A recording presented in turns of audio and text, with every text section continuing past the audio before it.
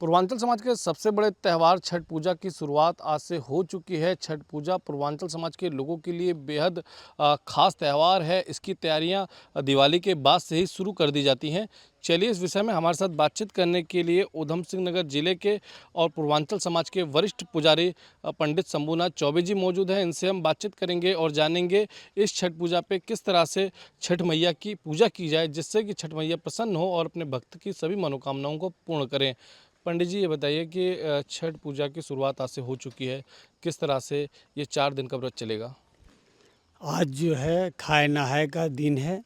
आज जो है औरतें जो है सुबह स्नान ध्यान करके उसके बाद से जो है वो अपना जो है स्वच्छता के साथ जो है पूजा पाठ करती हैं और आज से व्रत का जो संकल्प ले करके चलती हैं, जो 4 दिन तक चलता है। कल जो है उनका व्रत रहेगा, दिन भर व्रत रहेगा, निर्जला व्रत रहता है।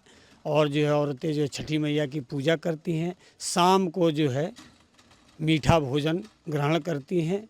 उसके बाद से परसों यानी 7 तारीख को जो है फिर उनका व्रत शुरू हो जाता है और निर्जला व्रत रहता है। शाम को जो है अर्घ्य दिया जाता है डूबते हुए सूर्य को, और डूबते हुए सूर्य को 7 तारीख को अर्घ्य जो दिया जाएगा वो 6:31 पे दिया जाएगा। अच्छा, सुबह कितने बजे दिया जाएगा अगले दिन? अगले दिन सुबह जो है 6:38 पे जो है अर्घ्य दिया जाएगा। छठ मैया की पूजा के लिए कौन कौन सी सामग्री है जो उन्हें अर्पित की जाती है? देखिए, महापर्व है और इसमें श्रद्धा के अनुसार जो जितना कर सके उतना कर सकता है। वैसे इसमें विधान है कि इस पृथ्वी पर जितने भी फल है उस फल को जो है आप माता को अर्पण करें। उसमें जो है अनेक प्रकार के कद्दू भी आता है, मूली भी आता है, उसके बाद से जो है श्रीफल आता है, कई तरह के फल हैं। जितना फल आप अर्जित कर सकते हैं, जितना इकट्ठा कर सकते हैं उतना फल आप लगाएं। लेकिन मुख्यतः जो है जो गरीब आदमी जो नहीं कर सकता है, हर कोई अपने सामर्थ्य के अनुसार करता है, लेकिन जो गरीब आदमी नहीं कर सकता है तो कम से कम सीधा भाव से एक नारियल लेकर के जो है माता का पूजन करे, उसी से माँ प्रसन्न हो जाती है। कौन कौन सी सावधानी रखनी चाहिए जिससे कि व्रत में किसी भी प्रकार की बाधा उत्पन्न ना हो? इसमें विशेषकर सावधानी स्वच्छता का है, क्योंकि यही एक ऐसा पर्व है जो स्वच्छता का प्रतीक है। और स्वच्छता सबसे बड़ी ज़रूरी है, क्योंकि जरा सा भी कहीं भूल चूक होगी तो माँ रुष्ट हो जाती हैं, जिससे जो है दिक्कत परेशानी हो जाती है। इसलिए स्वच्छता रखिए, घर में साफ सफाई रखिए। जो भी आप प्रसाद भी बना रहे हैं, जैसे इसमें मूलतः जो है ठेकुए का प्रसाद होता है, तो उसकी स्वच्छता 10 दिन 15 दिन पहले से लोग अपना गेहूँ सुखा करके, धो करके, सुखा करके, पिसवा करके स्वच्छता के साथ उसको बनाते हैं। इसके लिए नया तेल इस्तेमाल करते हैं, नए तरीके से करते हैं। मतलब स्वच्छता विशेष पूर्णतः इस व्रत में जो है स्वच्छता ही मेन है। पूरी पृथ्वी पे एक ऐसा त्यौहार है छठ पूजा जिसमें कि डूबते हुए सूर्य की पूजा भी की जाती है। क्या संदेश देते हैं इस पूजा से आप? आपने बहुत अच्छी बात पूछी। इसके लिए देखिए, सब लोग उगते हुए सूर्य को जो है पूजन करते हैं, लेकिन यही एक ऐसा पर्व है जो डूबते हुए सूर्य को अर्घ दिया जाता है। तो इसका प्रमाण ये होता है कि हम जब औरतें जब शाम को पूजन करती हैं, अर्घ देती हैं, तो कहती हैं अपने परिवार के सुख समृद्धि के लिए, शांति के लिए, देश के शांति के लिए, सुख समृद्धि के लिए यह कहती हैं कि हे सूर्य महाराज, आज आप जो है अस्त हो रहे हो, लेकिन कल जब सुबह आप उदय होंगे तो आप जो है जिस प्रकार आपका प्रकाश जो है इस पृथ्वी पर प्रकाशमय हो जाएगा, उसी तरह से हमारे जीवन में, सबके जीवन में जो है प्रकाशमय रहे, इसलिए जो है डूबते हुए सूर्य को अर्घ्य दिया जाता है। पूर्वांचल समाज द्वारा छठ पूजा की शुरुआत की गई थी, जो कि बिहार से हुई थी। आज पूरे विश्व में मनाया जाता है इस त्यौहार को। किस तरह से देखते हैं, कितना अच्छा लगता है इसे सुनकर?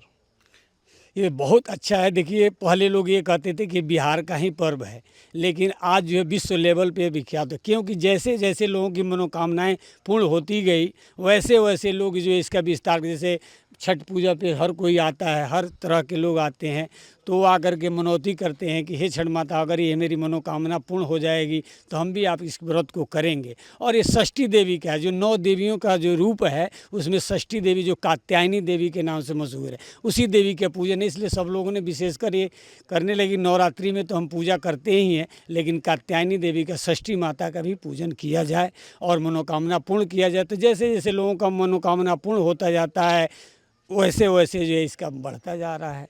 कौन से ऐसे मंत्र हैं जिसका जाप किया जाए जिससे कि माँ जल्दी प्रसन्न हो सके? देखिए, इसमें जो है 2 मंत्र मुख्यतः है।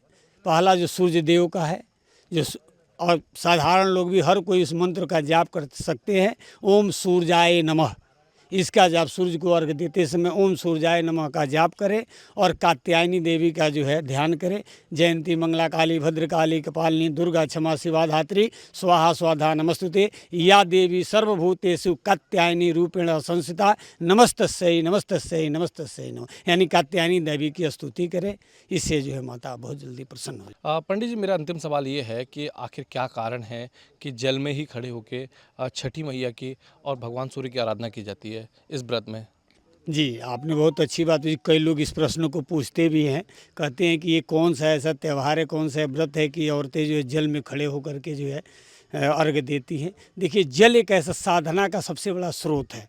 जल में जो है जब घुटने तक पैर जो है भीगा रहता है जल में, तो उससे एक ऊर्जा उत्पन्न होती है जिससे साधना में सहायक होती है। इसलिए जो है जल में जो है खड़े होकर के उसको जो है सूर्य को अर्घ दिया जाता है। अब जो है अभी आपने पूछा था कि जो है बिहार से शुरू हुआ, तो देखिए ये एक ऐसा व्रत है कि सबसे पावरफुल यह है कि जो है संतान के लिए सबसे बड़ा व्रत है।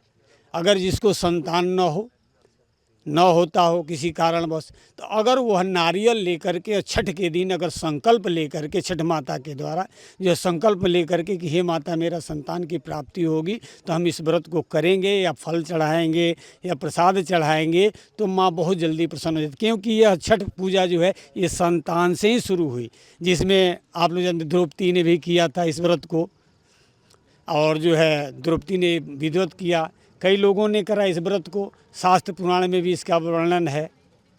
तो इसलिए जो इस व्रत की बहुत ही महिमा है और बहुत गर्वान्वित महसूस होती है, बहुत गर्व होता है इस व्रत को करने से हम लोगों को।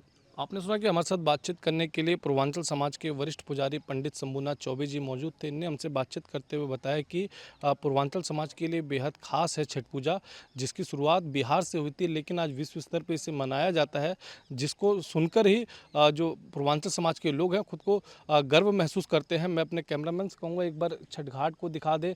हम उत्तराखंड के उधम सिंह नगर जिले के एक छठ घाट पर मौजूद हैं।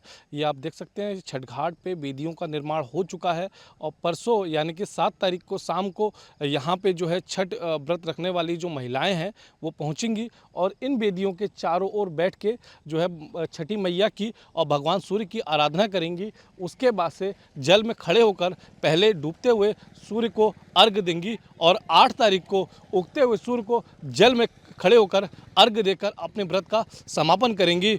ये व्रत पूर्वांचल समाज के साथ साथ अन्य समाज के लोग अब बड़े ही हर्षोल्लास के साथ मनाते हैं। बड़ी संख्या में घाटों पर पूर्वांचल समाज के साथ साथ अन्य समाज के लोग भी पहुंचकर छठी मैया की और भगवान सूर्य की आराधना करते हैं। उधम सिंह नगर से ABP लाइव के लिए वेद प्रकाश यादव की report. For exclusive and insightful videos, subscribe to our new channel ABP Live Premium.